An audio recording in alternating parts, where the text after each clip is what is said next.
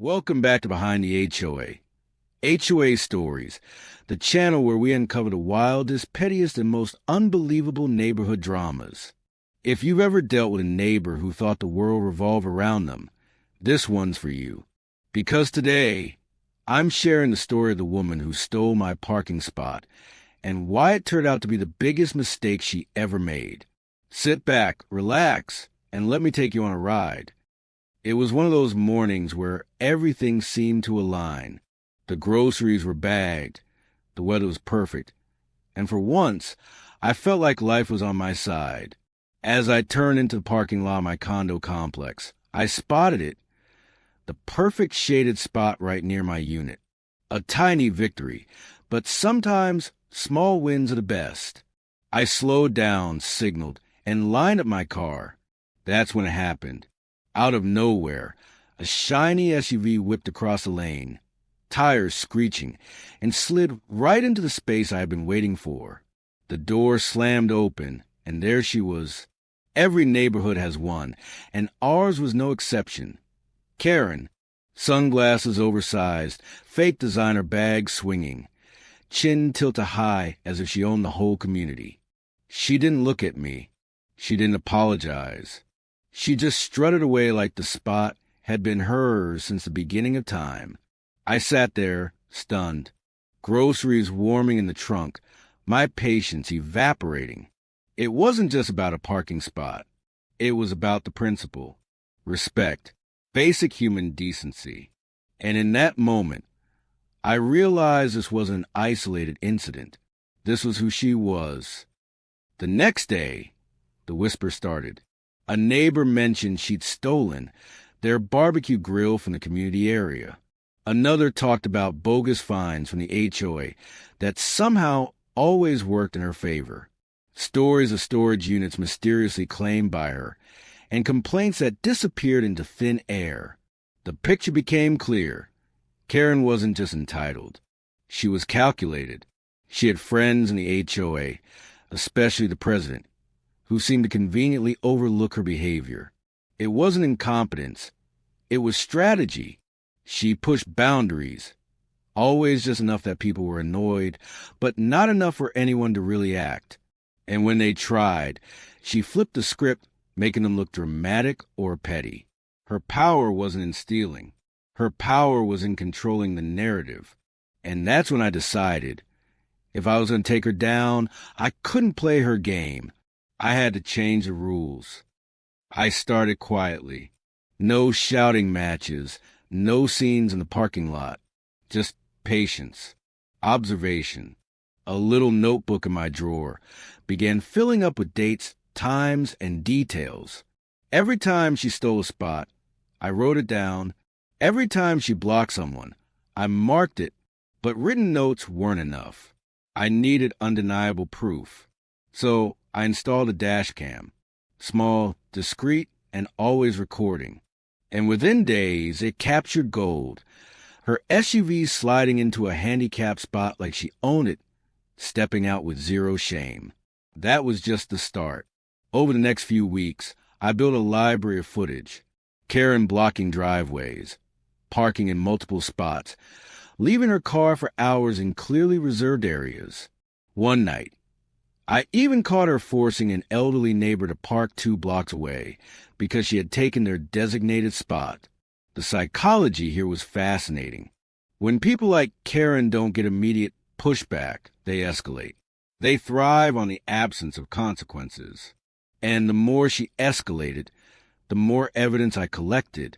She was digging her own grave, one parking violation at a time. The HOA meeting showdown. Then came the HOA quarterly meeting. Usually dull, but this time the air was electric. Neighbors filled the room. Folding chairs lined up, coffee brewing in the corner. Everyone knew tonight could be different. Karen walked in like she owned the place. Heels clicking, chin high, smirk plastered across her face. She sat down with the HOA president and whispered like she was already in control. But when the agenda turned to parking disputes, I raised my hand. Calm, steady, ready. I presented my case not with anger, but with precision. First the dates, then the times, and then the footage. Gasps filled the room as the dash cam clips played on the projector.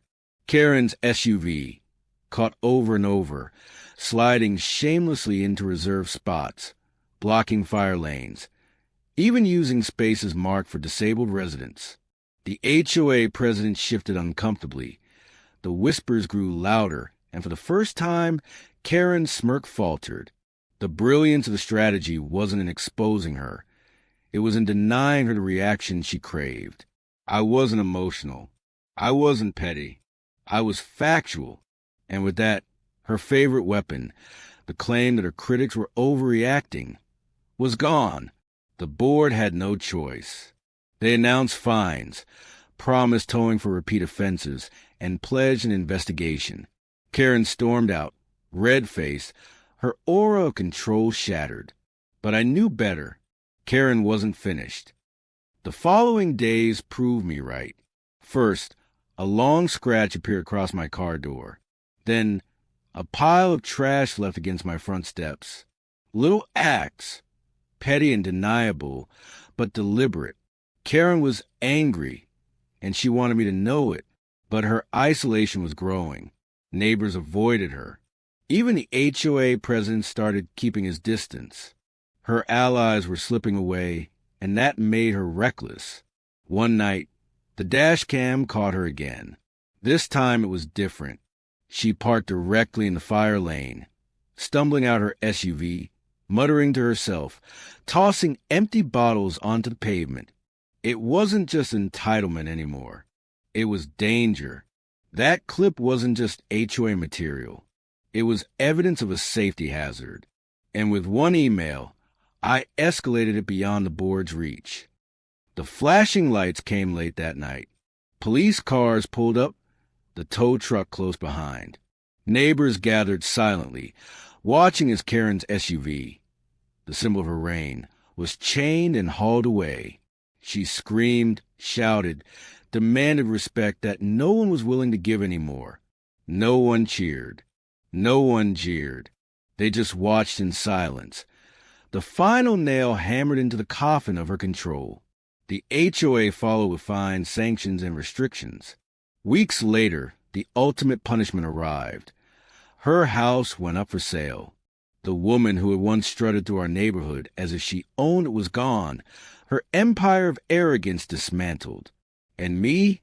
I parked in that same shaded spot once more. Groceries unloaded with ease, sun warm on my back, and for the first time, the neighborhood truly felt like ours. The lesson? Entitlement always carries a price. Sometimes it's small, sometimes it's everything. And that's the story of how Karen stole my parking spot and lost her entire standing in the community. If you've ever dealt with someone like this, a neighbor who bends the rules, who thrives on power trips, who thinks the HOA is their personal army, drop your story in the comments. I read every single one, and trust me, I know you got some wild ones. If you enjoyed this story, hit the like button. It really helps more people find these HOA nightmares. And don't forget to subscribe to Behind the HOA Stories for more unbelievable dramas from the world of property disputes and neighborhood chaos. We post new stories every week, each one crazier than the last, and you won't want to miss them. Turn on notifications so you're the first to know when a fresh nightmare drops. And remember, in the world of HOAs, the line between order and chaos is thinner than you think. Stick around, because the next story might just be wilder than this one.